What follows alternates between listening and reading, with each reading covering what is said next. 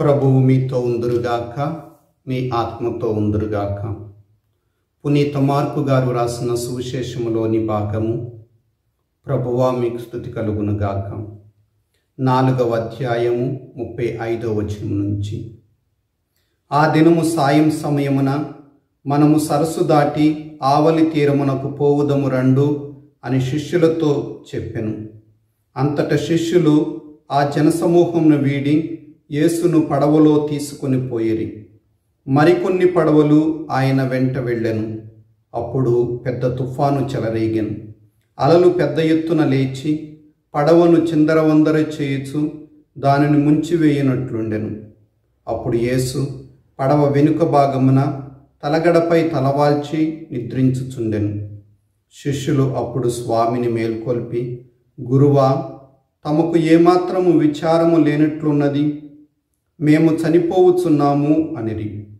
అప్పుడు యేసు లేచి గాలిని గద్దించి, శాంతింపుము అని సముద్రముతో చెప్పగా గాలి అణిగి గొప్ప ప్రశాంతత కలిగెను. మీరింత భయభ్రాంతులైతిరేలా, మీకు విశ్వాసము లేదా అని వారిని మందలించెను. మిక్కిలి భయపడి గాలియు సముద్రము సైతము ఈయనకు లోబడుచున్నవి, ఈయన ఎవరో అని తమలో తామనుకునిరి. ఇది క్రీస్తు సువిశేషము. క్రీస్తువా మీకు స్తుతి కలుగునుగాక. క్రీస్తునాథుని యందు ప్రియ సహోదరి సహోదరులారా, మన యొక్క జీవితంలో మనము ఎన్నో సాధించాలని ఆశపడతాం. గొప్ప ఉద్దేశాలు కలిగి జీవిస్తాం. ఆ యొక్క ఉద్దేశాలను అందుకొనటంలో దృఢ సంకల్పముతో ముందుకు సాగిపోతాం. మన లక్ష్యాలని మనము చేరుకోవాలని ఆశపడతాం. మనలో ఉన్నటువంటి ఉత్సాహము కొన్నిసార్లు సన్నగిల్లిపోతూ ఉంది. మనము నిరుత్సాహానికి గురి అవుతాం.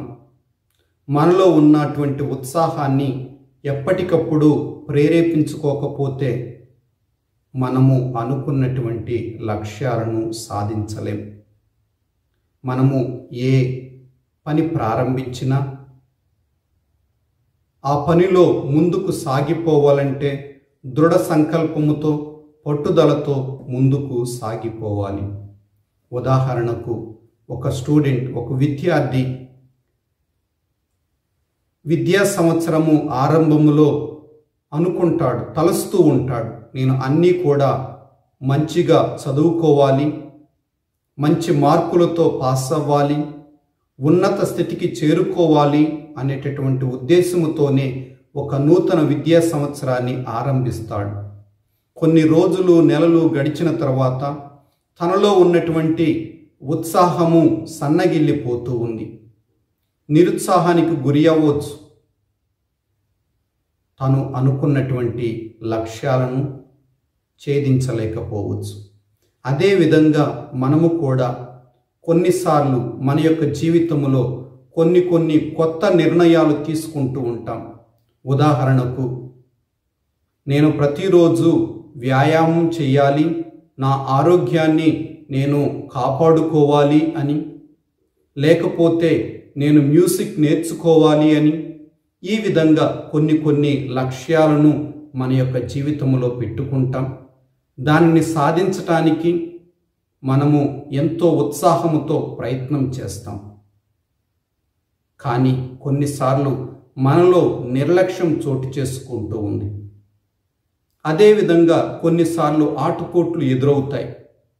దానిని సాధించటానికి మనము కొన్నిసార్లు శ్రమించవలసి వస్తూ ఉంది. అలాంటి సమయంలో మనము అనుకున్నటువంటి వాటిని సాధించలేకపోవచ్చు.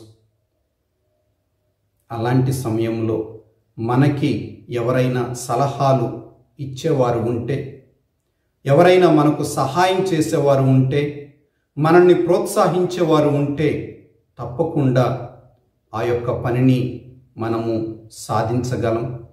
మనము అనుకున్న దానిలో విజయాన్ని చేరుకోగలం.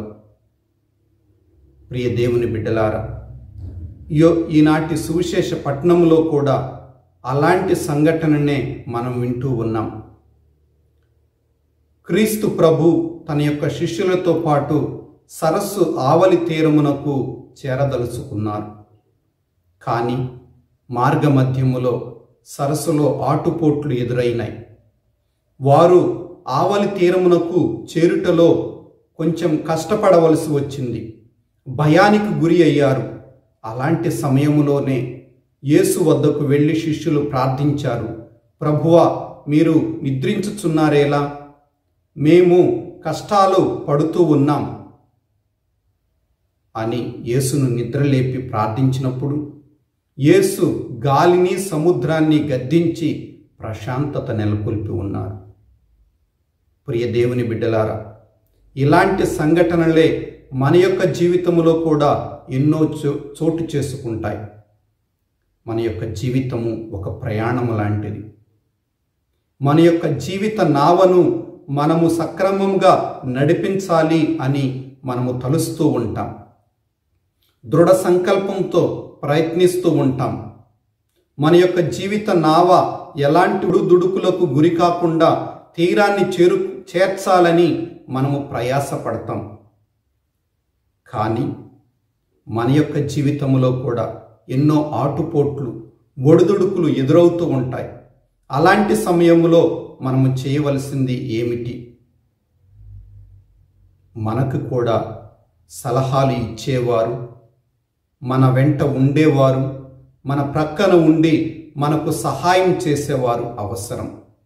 ఏ విధంగా అయితే శిష్యులు తమతో పాటు క్రీస్తు ప్రభువుని వెంట తీసుకుని వెళ్ళారో, అదేవిధంగా మన యొక్క జీవితంలో క్రీస్తు ప్రభు మన వెంట ఉంటే, క్రీస్తు ప్రభు మనతో ఉంటే మన యొక్క జీవిత నావను కూడా మనము సక్రమముగా నడిపించగలం. శిష్యుల యొక్క జీవితములో, శిష్యుల యొక్క ప్రయాణములో ఒడిదుడుకులు ఎదురైనప్పుడు క్రీస్తు ప్రభు ఏ విధంగా అయితే వాటిని శాంతింపచేశారో, అదే విధంగా మన యొక్క జీవితంలో క్రీస్తు ప్రభు ఉన్నప్పుడు, క్రీస్తు ప్రభు మన యొక్క జీవితంతో మనతో పాటు పయనించినప్పుడు ఆ యొక్క ఆటుపోటులను గుర్తించే క్రీస్తు ప్రభు వాటి నుంచి మనల్ని రక్షిస్తారు. మన యొక్క తీరానికి మనల్ని చేరుస్తారు. ప్రియ దేవుని బిడ్డలారా, ఈనాటి సువిశేష పట్టణం ద్వారా మనకు క్రీస్తు ప్రభు బోధిస్తూ ఉన్నారు.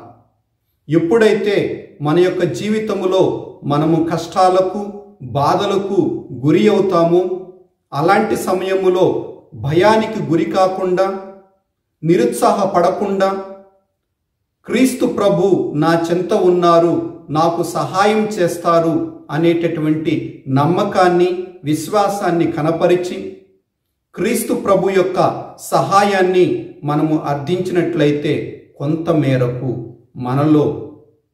మనలో ఉన్నటువంటి సంకల్పం బలపడుతూ ఉంది. మనలో ఉన్నటువంటి ఉత్సాహం మరలా ప్రేరేపితమవుతూ ఉంది. మనము అనుకున్నటువంటి లక్ష్యాలను మనము సాధించగలం. మనము చేయవలసింది ఏమిటంటే, మన యొక్క జీవితంలో ఒడిదుడుకులకు గురి అయినప్పుడు దేవుణ్ణి ప్రార్థించాలి. దేవుని యొక్క ప్రార్థనా సహాయం ద్వారా తప్పకుండా మన యొక్క జీవిత లక్ష్యాలను మనము అందుకోగలం. దానికి కావలసినటువంటి సహాయాన్ని మన యొక్క జీవితంలో క్రీస్తు ప్రభుని గుర్తించి, మన యొక్క కష్ట సమయంలో క్రీస్తు ప్రభు యొక్క సహాయాన్ని అర్థించేటటువంటి మనస్తత్వాన్ని, శిష్యులు ఏ విధంగా అయితే క్రీస్తు ప్రభువుని మేల్కొల్పి ఉన్నారో అదేవిధంగా క్రీస్తు ప్రభువుని ప్రార్థించి, పదే పదే ప్రార్థించి, క్రీస్తు ప్రభు నా ప్రార్థన ఆలకించటం లేదు అని నిరుత్సాహం చెందకుండా పదే పదే ప్రార్థించి దేవుని యొక్క సహాయాన్ని మన యొక్క జీవితంలో పొంది మన యొక్క జీవిత నావను తీరానికి చేర్చేటటువంటి విధంగా ప్రయత్నం చేద్దాం. దేవుడు మనకి సహాయపడుదురుగాక.